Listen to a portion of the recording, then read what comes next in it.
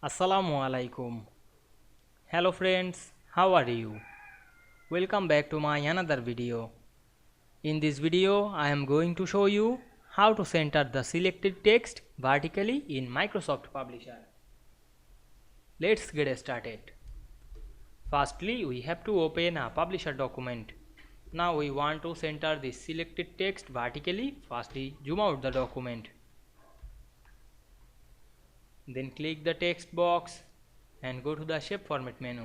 Then click being forward drop down menu, then choose being to font. Then go back the home menu.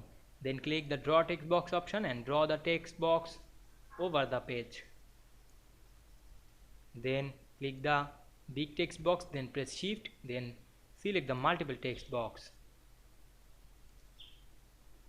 Then click the text box and go to the shape format menu. Then click send backward, then send to back. Now we select this multiple text box, press shift on our keyboard. Then click align drop down menu and choose center. Then again click align, then choose middle. Now we can see we center the selected text vertically in Microsoft Publisher very easily. I hope you enjoyed the video.